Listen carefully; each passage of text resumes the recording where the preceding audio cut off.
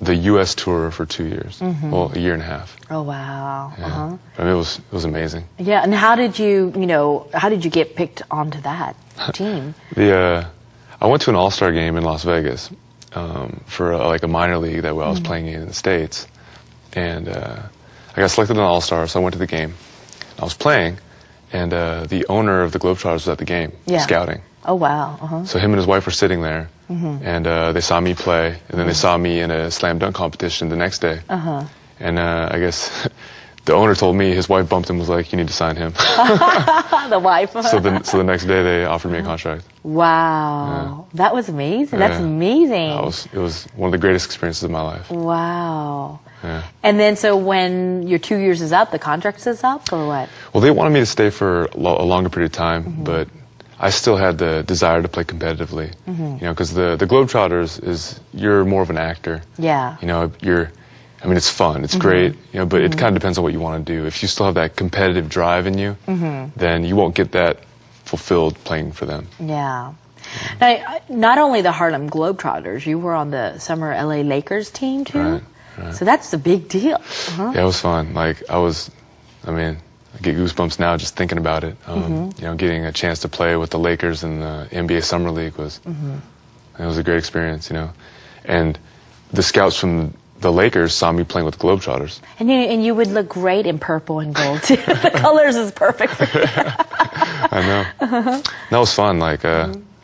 You know, I was there with their current center, Andrew Bynum, was a rookie when I was there, and you know, having a chance to meet Magic Johnson, you know, and some of these other, you know, NBA Hall of Fame guys. You know, I'm walking the training facility just like a 4-year-old kid, you know, hoping to get autographs. And yeah. Do you actually go to them? I'm usually, you know, can I have your autograph? You know, I had to hold myself back because I saw Magic, you know, when he was Magic Johnson. Yeah, he came, you know, and I saw him and I was like, man, that's Magic Johnson. And I was like, what should I do? You know, and he came up and he was like, hey, I saw you playing, man. You played really good. And I was like, I probably had the dumbest look on my face, just like, wow, man, you're Magic Johnson. I couldn't even speak. But I mean, he has this just electrifying smile. It's crazy. It just lights up the whole room. And he's got such a big personality, and he is exactly how he appears on TV in person. Wow. Just so friendly.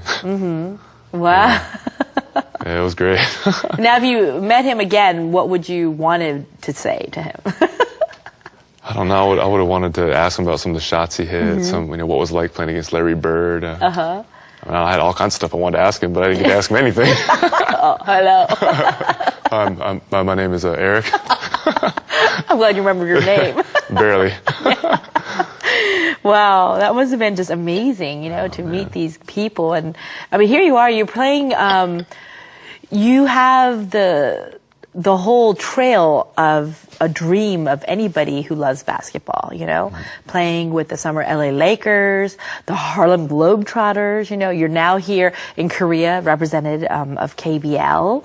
And even that was just amazing too. I meun, you must have amazing amount of fans. And I went to several of your games. I hear people cheering you on, Lee Seung-jun, Lee Seung-jun. Tell me how that feels. I mean, it feels great. I think anyone that ever has played in Korea would tell you that our fans are amazing. Yeah. They're nonstop. They're into the game. They're into everything about you and your team. And it's a great feeling to hear all these people cheering you on. Yeah. And when you do something, they get happy. And, to give those people excitement for coming to the game, because they purchase tickets to come to the game. Sure. And for us to put on a good show and, and play as hard as we can, it makes me happy to know that people are enjoying watching me play. It's just incredible. It's incredible. And I feel so proud when I'm out there, I feel like, hey, that's like my brother out there, Anyways, I'm sure one of your most memorable games is that the Gwangju Asian Games. You brought home the silver, and as a Korean national representative, you played a big part of that. So tell me about that game. That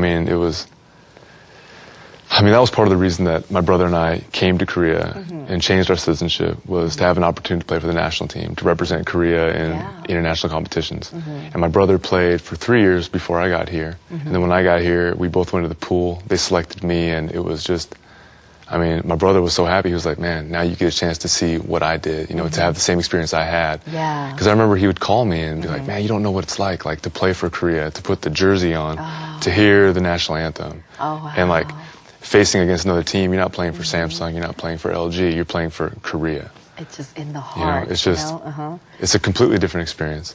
Tell And me, then- ever in that game or another time, do you get tears or do you feel it coming? You could just feel like we were playing for the gold medal. We played against China, you know, our arch rival. Yeah. Because the last time we beat them was 2002 in Busan for the Asian Games there. You know, and China's always got a strong team. I mean, they got huge guys, great basketball players, you know, Yeah. good coaches and everything. So it's always a good match. You know, and everything was building up to this because, you know, our team was good. We were, you know, really playing well in Guangzhou. Yeah. And so it was kind of set to meet China in the final. Getting ready for that game, you know, out there in front of all those people. It was packed. It's in China. You know, so we're the underdog, and going out there and playing that game, I mean, it was one of the most memorable games I've ever played in. Wow. It was absolutely amazing. And as soon as you got off the plane, I mean, at that time, you actually came to my house, but there were cameras following you. Yeah. So as soon as you got off the plane, did they want to interview you? Well, I mean, you know, because this was the last time we went to Asian Games. You know, they didn't do as well as they wanted to, and the last time for the Asian Championships, we didn't do as well as we wanted to. So for us to go and take the silver home, like the people were very happy, we were excited. You know, a lot of basketball fans were created just by us going there and winning the silver medal. So I mean, there were a lot of interest in basketball and the national team when we got back. So I mean, there was a lot of interviews to do when we got back. You know, they did like a mini documentary on our team, and so. Yeah, I mean, it was a lot of fun. Yeah. You know, like the whole experience was just, I mean, something I wouldn't trade anything for. Yeah. And it just only gets better, it seems like, huh? Oh, man. Yeah, it's great. It's great. I have no complaints. Wow. Now, I got a quick question. You know, a lot of people compare you as the Korean Michael Jordan. And do you think this way at all or no? I don't know about that. There was actually I played with the national team this summer, and the head coach of the national team this summer was a guy named Hudjae. Yeah.